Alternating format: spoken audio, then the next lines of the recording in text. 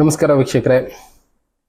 ಮೋದಿ ಹವಾ ಎಲ್ಲೆಲ್ಲಿ ನೋಡಿದ್ರು ಮೋದಿ ಅವರ ಹವಾ ಕಾಣಿಸ್ತಾ ಇದೆ. ಮೋದಿ ಅವರ ಜಪ ನಡೀತಾ ಇದೆ. ಮೋದಿ ಅವರೊಬ್ಬರೇ ಬಿಜೆಪಿಗೆ ಮುಂದಾಳತ್ವ ವಹಿಸಿದ್ದಾರೆ. ಮೋದಿಯಿಂದ ಈಗ ಸದ್ಯಕ್ಕೆ ಬಿಜೆಪಿ ನಮ್ಮ ದೇಶದಲ್ಲಿ ಗೆಲ್ಲುತ್ತೆ. ಮೋದಿ ಇಲ್ಲ ಅಂದ್ರೆ ಬಿಜೆಪಿ ಪರಿಸ್ಥಿತಿ ಏನು? ಬಿಜೆಪಿ ಅಂದ್ರೆ ಮೋದಿ, ಮೋದಿ ಅಂದ್ರೆ ಬಿಜೆಪಿ ಆಗೋಗಿದೆ. ಬಿಜೆಪಿ ಅವರ ಟ್ರಂಪ್ ಕಾರ್ಡು ಮೋದಿ ಆಗಿದೆ. ಎಷ್ಟೋ ಕ್ಷೇತ್ರಗಳಲ್ಲಿ, ಎಷ್ಟೋ ಕಾನ್ಸ್ಟಿಟ್ಯೂನ್ಸಿಯಲ್ಲಿ ಅವರು ಪ್ರಚಾರನೇ ಮಾಡ್ತಾ ಇಲ್ಲ ಬಿಜೆಪಿನವರು. ಕಾರಣ ಅಲ್ಲಿ ಮೋದಿ ಅಲೆ ಇದೆ ಅಂತ.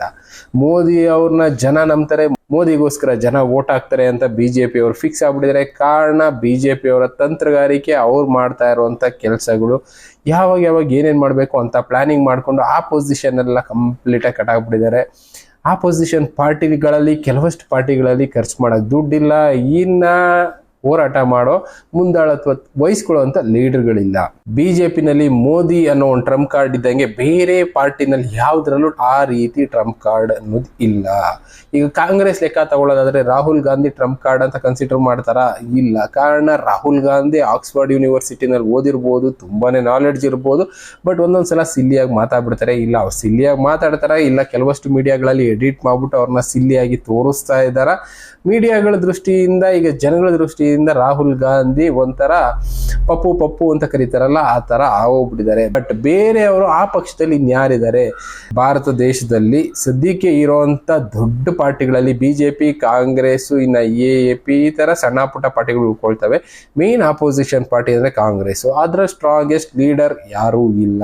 ಮೊದ್ಲೇಗೂ ಸೋನಿಯಾ ಗಾಂಧಿ ಅವರಿದ್ರು. ಈಗ ಸದ್ಯಕ್ಕೆ ಕಾಂಗ್ರೆಸ್ ಲೀಡರ್ ಅಂದ್ರೆ ಖರ್ಗೆ ಅಂತ ಹೇಳ್ತಾರೆ. ಯಾಕೆ ರಾಹುಲ್ ಗಾಂಧಿನ ಪ್ರಧಾನಿ ಅಂತ ಹೇಳ್ತಾರೆ? ಆದ್ರೆ Congress leader, opposition leader Kharge ಅವರಾಗಿದ್ದಾರೆ. ಕಾರಣ ಇಷ್ಟೇ, ರಾಹುಲ್ ಗಾಂಧಿ ಅವ್ರನ್ನ ಪಪ್ಪು ಮಾಡಿರೋದ್ರಿಂದ ಖರ್ಗೆ ಅವರು ಅಲ್ಲಿ ಮುಂದಾಳತ್ವ ವಹಿಸಿಕೊಂಡು ಕಾಂಗ್ರೆಸ್ ಪಾರ್ಟಿನ ನಾವು ಗೆಲ್ಲಿಸ್ತೀವಿ ಅಂತ ಓಡಾಡ್ತಾ ಇದ್ದಾರೆ. ಬಟ್ ಚಾನ್ಸಸ್ ತುಂಬಾ ಕಡಿಮೆ.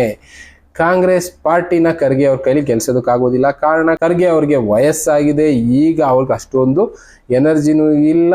ಇನ್ನ ಅದನ್ನ ಬಿಟ್ರೆ ಕಾಂಗ್ರೆಸ್ ಅಲ್ಲಿರುವಂತ ಸ್ಟ್ರಾಂಗೆಸ್ಟ್ ಲೀಡರ್ ಅನ್ನೋದಾದ್ರೆ ಪ್ರಿಯಾಂಕಾ ಗಾಂಧಿ. ಬಟ್ ಆದ್ರೆ ಅವ್ರ ಆಡಳಿತ ಹೇಗಿರುತ್ತೆ ಯಾರು ನೋಡಿಲ್ಲ. ಒಂದ್ಸಲ ಗೆದ್ದಿಲ್ಲದೆ ಇರೋದ್ರಿಂದ ಈ ಸಲ ಪಾರ್ಟಿಸಿಪೇಟ್ ಮಾಡ್ತಾ ಇದ್ದಾರೆ. ಇನ್ನ ಈ ಸಲ ಗೆದ್ರೆ ನೆಕ್ಸ್ಟ್ ಅವರು ಆ ಕ್ಷೇತ್ರದಲ್ಲಿ ಏನ್ ಮಾಡ್ತಾರೆ ಅದ್ರ ಮೇಲೆ, ಅವ್ರ ದಿಟ್ಟ ನಿರ್ಧಾರದ ಮೇಲೆ ನೆಕ್ಸ್ಟ್ ಏನಾದ್ರು ಕಾಂಗ್ರೆಸ್ ಕಡೆ ಮುಖ ಮಾಡ್ತಾರೆ ಏನೋ. ಬಟ್ ಬಿಜೆಪಿಗೆ ಸವಾಲ್ ಕೊಡೋ ಪಾರ್ಟಿ ಸದ್ಯಕ್ಕೆ ನಮ್ಮ ದೇಶದಲ್ಲಿ ಯಾವುದೂ ಇಲ್ಲ.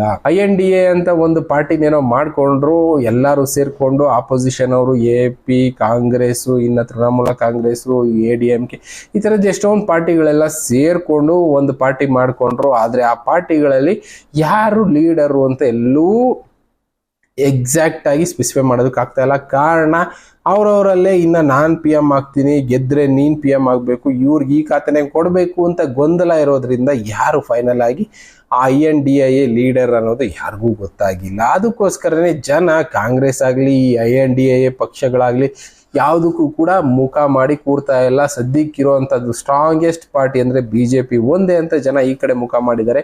ಬಿಜೆಪಿಗೆ ಭಾರತದಲ್ಲಿ ಆಪೋಸಿಟ್ ಅನ್ನೋದೇ ಇಲ್ಲ ಅನ್ನೋ ಪರಿಸ್ಥಿತಿ ಈಗ ನಮ್ಮ ದೇಶದಲ್ಲಿ ಆಗಿದೆ. ಸದ್ಯಕ್ಕೆ ಮೋದಿ ಅನ್ನೋ ಒಂದು ಹೆಸರಲ್ಲಿ ಇರುವಂತ ಶಕ್ತಿ ಬಿಜೆಪಿನ ಮುನ್ನಡೆಸ್ತಾ ಇದೆ. ಇನ್ನ ಮುಂದೆ ಯಾವ ರೀತಿ ಇರುತ್ತೋ ಗೊತ್ತಿಲ್ಲ. ಮೋದಿ ಅವರು 2 ವರ್ಷ ಆದ್ಮೇಲೆ ಬದಲಾಗಬೇಕು ಅನ್ನೋದು ಅವರ ರೂಲ್ಸ್ ಪ್ರಕಾರನೇ ಇದೆ. ಮೋದಿ ಅವರು ಹೋದ್ಮೇಲೆ ಬಿಜೆಪಿ ಪರಿಸ್ಥಿತಿ ಹೇಗಿರುತ್ತೆ ನೋಡೋಣ. ಸದ್ಯಕ್ಕೆ ಆಪೋಸಿಷನ್ ಅನ್ನೋದು ಬಿಜೆಪಿಗೆ ಯಾವುದೂ ಇಲ್ಲ. ಅದಕ್ಕೋಸ್ಕರನೇ ಏನೋ ಎಷ್ಟೋ ಕ್ಷೇತ್ರಗಳಲ್ಲಿ ಕಾಂಗ್ರೆಸ್ ಆಗ್ಬೋದು, ಇನ್ನ ಬೇರೆ ಬೇರೆ ಪಾರ್ಟಿಯವರು ಆಗ್ಬೋದು, ಸಣ್ಣ ಹುಡುಗರನ್ನೆಲ್ಲ ಎಲೆಕ್ಷನ್ ನಿಲ್ಲಿಸ್ಬಿಟ್ಟಿದ್ದಾರೆ. ಈಗ ಬೀದರ್ದು ನೋಡ್ಬೋದು, ಯಾರೊಬ್ರು ಸಣ್ಣ ಹುಡುಗರನ್ನೆಲ್ಲ ಎಲೆಕ್ಷನ್ ನಿಲ್ಲಿಸ್ತಾ ಇದ್ದಾರೆ. ಗೆಲ್ಲಲ್ಲ ಅಂತ ಗೊತ್ತಿರೋ ಕಾರಣದಿಂದನೇ ಅವ್ರು ಖರ್ಚುನೂ ಮಾಡ್ತಾ ಇಲ್ಲ, ಎಲೆಕ್ಷನ್ಗೆ ಸ್ಟ್ರಾಂಗ್ ಕ್ಯಾಂಡಿಡೇಟು ಆಗ್ತಾ ಇಲ್ಲ. ಎಲ್ಲಿ ಗೆಲ್ತೀವಿ ಅನ್ನೋ ಒಂದು ಕಾನ್ಫಿಡೆನ್ಸ್ ಇರ್ತೋ ಅಂತ ಕ್ಷೇತ್ರದಲ್ಲಿ ಮಾತ್ರ ಸ್ಟ್ರಾಂಗ್ ಕ್ಯಾಂಡಿಡೇಟ್ ಹಾಕೋದಕ್ಕೆ ಟ್ರೈ ಮಾಡ್ತಾ ಇದ್ದಾರೆ. ಅದನ್ನ ಬಿಟ್ರೆ ಗೆಲ್ಲಲ್ಲ ಅಂತ ಕಾನ್ಫಿಡೆನ್ಸ್ ಇರೋ ಕಡೆ ಯಾರನ್ನಾದ್ರೂ ನಿಲ್ಸೋಣ ಬಿಡಿ, ದುಡ್ಡಿರೋನು ಸುಮ್ಮನೆ ಖರ್ಚು ಮಾಡ್ಲಿ, ಬೇಕಾದ್ರೆ ಆಪೋಸಿಷನ್ ಒಬ್ರು ನಿಲ್ಸಿದೀವಿ ಅನ್ನೋ ಹೆಸರಾಗ್ಲಿ ಸಾಕು ಅಂತ ಸಿಕ್ಕವ್ರಿಗೆಲ್ಲ ಟಿಕೆಟ್ ಕೊಡ್ತಾ ಇದೆ ಕಾಂಗ್ರೆಸ್. ಅದೇ ತರ ಬೇರೆ ಬೇರೆ ಪಾರ್ಟಿಗಳು ಮಿಕ್ಸ್ ಆಗಿರೋದ್ರಿಂದ, ಎಲ್ಲರೂ ಅಲಿಯನ್ಸ್ ಮಾಡ್ಕೊಂಡಿರೋದ್ರಿಂದ ಅವರವರೇ ಡಿವೈಡ್ ಮಾಡ್ಕೊಂಡ್ಬಿಟ್ಟಿದ್ದಾರೆ. ಈ ಕ್ಷೇತ್ರ ನಂದು, ಈ ಕ್ಷೇತ್ರ ನಿಂದು ಅಂತ. ಈಗ ಬಿಜೆಪಿ JDS ಕೂಡ ಮಿಕ್ಸ್ ಆಗಿದೆ ಬಿಡಿ, ಆದ್ರೂ ಬಿಜೆಪಿ ಹೆಸರು ಮುಂದೆ ಯಾವ ಪಕ್ಷನೂ ನಿಲ್ತಾ ಇಲ್ಲ.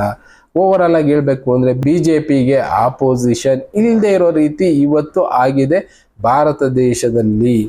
ಬಿಜೆಪಿ ಅಂದ್ರೆ ಮೋದಿ, ಮೋದಿ ಅಂದ್ರೆ ಬಿಜೆಪಿ. ನೆಕ್ಸ್ಟ್ ನೋಡೋಣ ಮೋದಿ ಅವರ ಅಧಿಕಾರ ಯಾವ ತರ ಇರುತ್ತೆ, ಅದಾದ ಮೇಲೆ ಬದಲಾವಣೆ ಯಾವ ತರ ಆಗುತ್ತೆ ನೆಕ್ಸ್ಟ್. ಸದ್ಯಕ್ಕೆ ಬಿಜೆಪಿ ಮುಂದೆ ಯಾವ ಪಕ್ಷನೂ ಇಲ್ಲದೆ ಇರೋದ್ರಿಂದ ಆಪೋಸಿಷನ್ ಗೆಲ್ಲೋ ಚಾನ್ಸಸ್ 99% ಕಡಿಮೆ ಅಂತಾನೆ ಎಲ್ಲ ಕಡೆ ಹೇಳ್ತಾ ಇರೋದು. ಅದರಲ್ಲಿ ಒಂದು ಮೇನ್ ಪಾಯಿಂಟ್ ಏನು ಅಂದರೆ ಆಪೋಸಿಷನ್ ಪಾರ್ಟಿಗಳು ಹಿಂದುತ್ವದ ಸ್ವಲ್ಪ ಆಪೋಸಿಷನ್ ಆಗಿ ಮೀಡಿಯಾಗಳು ತೋರಿಸ್ತಾ ಇದ್ವೋ ಇಲ್ವಾ, ಕೆಲವಷ್ಟು ಲೀಡರ್ಗಳು ಆಪೋಸಿಷನ್ ಆಗಿ ಮಾತಾಡಿದ್ದಾರೆ.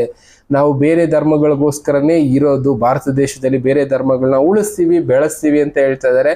ಹಿಂದುತ್ವಕ್ಕೆ ಇದು ಒಂಥರ ಕಣ್ಣು ಚುಚ್ಚೋ ಕೆಲಸ ಆಯ್ತು. ಅದಕ್ಕೋಸ್ಕರನೇ ಎಲ್ಲಾ ಪಾರ್ಟಿಗಳು ಭಾರತದಲ್ಲಿರುವಂತ ಹಿಂದುತ್ವದ ವಿರುದ್ಧ ಪಾರ್ಟಿಗಳು ಯಾವತ್ತು ಜನ ಗೆಲ್ಸಲ್ಲ ಅನ್ನೋ ಲೆವೆಲ್ಗೆ ಈಗ ಜನ ಡಿಸೈಡ್ ಮಾಡ್ಕೊಂಡ್ಬಿಟ್ಟಿದ್ದಾರೆ. ಸದ್ಯಕ್ಕೆ ಹಿಂದುತ್ವದ ಪರ ಇರೋದು ಬಿಜೆಪಿ ಒಂದೇ. ಬಿಜೆಪಿ ಕೈ ಹಿಡಿಯೋಣ, ಹಿಂದುತ್ವಕ್ಕೆ ಬೆಲೆ ಕೊಡೋಣ ಅಂತ ಎಷ್ಟೋ ಕಡೆ ಆಲ್ರೆಡಿ ಹೋರಾಟಗಳ ರೀತಿ ಕ್ಯಾನ್ವಾಸ್ ನಡೀತಾ ಇದೆ. ಹಿಂದುತ್ವ ಉಳಿಬೇಕು ಅಂದ್ರೆ ಬಿಜೆಪಿಗೆ ಓಟ್ ಹಾಕಿ ಅಂತ, ಹಿಂದುತ್ವ ಅಳಿಬೇಕು ಅನ್ನೋಂಗಿದ್ರೆ ಬೇರೆ ಪಾರ್ಟಿಗಳು ಓಟ್ ಹಾಕಿ ಅಂತಾನೆ ಈಗ ಕ್ಯಾನ್ವಾಸ್ ನಡೀತಾ ಇರೋದ್ರಿಂದ ಕೆಲವೊಂದು ಡ್ರಾಬ್ಯಾಕ್ಗಳು ಆಪೋಸಿಷನ್ ಪಾರ್ಟಿಗೂ ಇದೆ. ಆಪೋಸಿಷನ್ ಸ್ವಲ್ಪನಾದ್ರೂ ಬೇಕು. ಅಪೋಸಿಷನ್ ಸ್ವಲ್ಪನಾದ್ರೂ ಕೇಳ್ತಾ ಇದ್ರೆ ಮಾತ್ರ ಕೆಲಸಗಳು ಕರೆಕ್ಟಾಗಿ ಆಗ್ತವೆ. ಇಲ್ಲ ಅಂದ್ರೆ ನಾವು ನಡೆದಿದ್ದೆ ದಾರಿ ಅಂತ ಆಗುತ್ತೆ ಅಂತ ನಾನು ಮೊನ್ನೆ ಒಂದು ಪ್ರೋಗ್ರಾಮ್ ಅಲ್ಲಿ ಹೇಳಿದ್ದೆ. ಆ ರೀತಿ ಆಗಬಾರ್ದು ಅನ್ನೋಂಗಿದ್ರೆ ಕೆಲವಷ್ಟು ಸಲ ಆಪೋಸಿಷನ್ ಸೀಟು ಗೆಲ್ತಾರೆ. ಕಾರಣ ಒಂದೊಂದು ಧರ್ಮನ ಒಂದೊಂದು ಪಕ್ಷದವರು ಈಗ ದತ್ತು ತಗೊಂಡ್ಬಿಟ್ಟಿದ್ದಾರೆ ಅನ್ನೋಂಗೆ, ಈ ಧರ್ಮದವ್ರು ಪೂರ್ತಿ ನಾವು ಇದಕ್ಕೆ ಓಟ್ ಹಾಕ್ತೀವಿ ಅನ್ನೋ ತರ ಆಗೋಗ್ಬಿಟ್ಟಿದೆ ಕೆಲವಷ್ಟು ಕಡೆ. ಯಾಕೆಂದ್ರೆ ಅವರು ಆ ತರ ಆ ಸ್ಟೇಟ್ಗಳಲ್ಲಿ ಕೆಲಸಗಳು ಮಾಡಿಕೊಡ್ತಾ ಇರೋದ್ರಿಂದ ಆ ಕಂಡೀಷನ್ ಇಂದ ಸ್ವಲ್ಪ ವೇರಿಯೇಷನ್ ಆಗ್ಬೋದೇನೋ. ಬಟ್ ಆದ್ರೆ ಬಿಜೆಪಿನ ಸೋಲ್ಸೋರು ಇನ್ನ ಬಿಜೆಪಿ ಆಪೋಸಿಷನ್ ಒಳ್ಳೆ ಕ್ಯಾಂಡಿಡೇಟ್, ಸ್ಟ್ರಾಂಗ್ ಕ್ಯಾಂಡಿಡೇಟ್ ನಿಲ್ಸೋರು ಯಾರೂ ಸಿಗ್ತಾ ಇಲ್ಲ. ನೋಡೋಣ ಬಿಜೆಪಿ ಎಷ್ಟು ಸೀಟ್ ಬರುತ್ತೆ, ಸೀಟ್ ಬಂದಾದ್ಮೇಲೆ ಏನೇನು ಕೆಲಸ ಮಾಡುತ್ತೆ ಅಂತ. ಅಲ್ಲಿ ತನಕ ಕಾಯ್ದು ನೋಡೋಣ. ಥ್ಯಾಂಕ್ ಯು, ಮತ್ತೆ ಸಿಗೋಣ. Good bye.